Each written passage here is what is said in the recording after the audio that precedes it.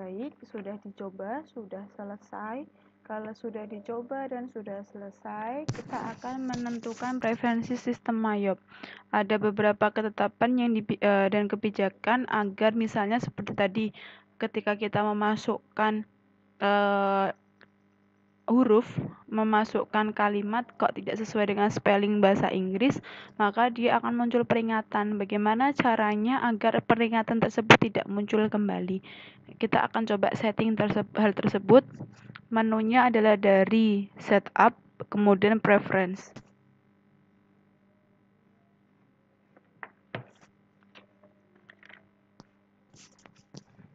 Sudah, kemudian yang sistem ini kita abaikan saja karena ini dari sistem MYOB, kita masuk ke Windows. Nah, di sini ada show currency symbol in Windows, jadi ada nominal rupiahnya. Kalau kalian ingin berarti kalian centang, kalau tidak ya sudah.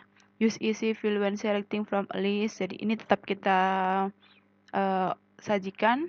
Yang kita buang adalah automatically check spelling in text field before recording transaction. Jadi nanti kalau ini karena kita ada ceknya, maka ketika kita memasukkan transaksi kok spellingnya tidak sesuai dengan bahasa Inggris, maka otomatis akan ada peringatan. Kita buang saja karena kita tidak memasukkan transaksi dalam bahasa Inggris, maka automatically check spelling in text field before recording transaction-nya kita hilangkan ceknya. Kemudian setelah sini, kalau kalian ini report form, kalau kalian include currency symbol in report, jadi kalian tetap ingin ada simbol rupiahnya, berarti kita tetap kasih nilai, berikan tanda cek. Kemudian include currency symbol in form, kita kasih kalau mau ada tanda rupiahnya, berarti include, kita tanda ceknya kita centang. Kemudian masuk ke banking. Banking yang ini yang dicek adalah display payee rather than memo in registers. Jadi kalian harus selalu menampilkan nama payee-nya, nama pembayarnya. Jadi display payee rather than memo, nanti di jurnalnya akan tertera nama pembayarnya, lebih dipilih. Jadi mengutamakan nama penerima cek daripada memo atau keterangannya di transaksi pengeluaran uang. Dan tetapkan pemberian peringatan oleh MYOB jika terjadi nomor voucher. Jadi yang ini kita hapuskan saja. Kemudian yang kita berikan tanda cek adalah yang ini saja. Warn for duplicate check number. Jadi akan diberikan peringatan ketika nomor cek yang kita masukkan itu double, sudah pernah kita masukkan, terus kemudian kita ingin masukkan lagi, nanti MYOB akan memperingatkan. Kita ceknya yang itu saja. Kemudian kita masuk ke sales. Sales di sini kita masukkan ini. Jadi nanti ketika ada nomor invoice-nya kok sama, terduplikat, maka MYOB akan memberikan peringatan. Maka kita cek ini saja agar tidak terjadi double entry data. Untuk purchase-nya juga demikian. Jadi untuk purchase-nya kita berikan di sini peringatan.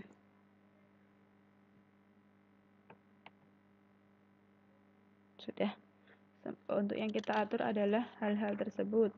Untuk yang inventory, use standard cost, ya memang kita use standard cost as the default price on purchase. Ini ditabirkan saja. Nanti harganya bisa berubah-ubah sesuai dengan harga beli kita atau harga jual kita. Ya, yang ini yang perlu kita cek sama dengan sistem saja, karena yang penting tadi yang kalian yang automatically check ini, biar kalian nanti ketika memasukkan entry data tidak selalu cek spelling. Kalau sudah, kita klik oke. Sudah ya, sampai sini sudah untuk aturnya. Kemudian untuk memeriksa apakah data yang kita masukkan, baik company auditor, baik buku pembantu utang, buku pembantu piutang, maupun buku buku pembantu persediaan, maka cara memeriksanya kebenaran untuk buku-buku pembantu tersebut adalah melalui account company data auditor. Kemudian kita pilih next. Nah, ini masukkan tanggal transaksinya mulai 1 Januari 2018, kita run review. Nah, ini untuk transaction review-nya karena memang belum ada transaksi, maka ini masih tercentang semua. Kemudian ini check for tax amount variance, untuk ini untuk sales. Jadi ketika buku pembantu kalian buku pembantu piutangnya sudah benar, maka ini akan ada tanda cek. Ini untuk buku pembantu utangnya ada cek juga. Ini untuk pembantu persediaannya juga terdapat cek. Apabila ada yang tanda tanya, mungkin diklik tanda tanyanya tersebut, dilihat apakah terjadi kesalahannya terjadi di bagian mana, mungkin kesalahan tanggal atau yang lain sebagainya. Berarti kalau terjadi kesalahan tanggal, kalian harus hapus transaksinya dan input kembali dan pastikan tanggal yang kalian inputkan itu sudah benar. Demikian untuk cara memeriksa dari sini. Walaupun sudah kita periksa dan ini finish semua, bisa saja antara saldo persediaan untuk Galaxy Fame dan Galaxy fee-nya tertukar, kan gitu bisa, walaupun nominalnya sama. Kita ini finish, kita lihatnya adalah ini. Select yes to print the report or no if the report is not required. Jadi kita pilih no karena kita tidak mau mencetak. Kita cek dari sini banking, kemudian kita pilih masuk sini.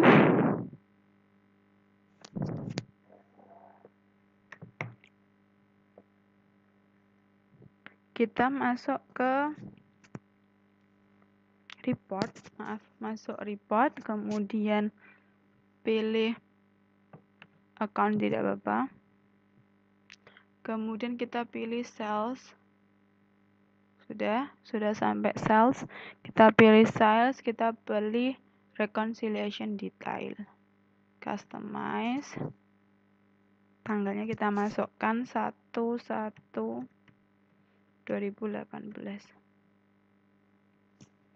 1/12/2018.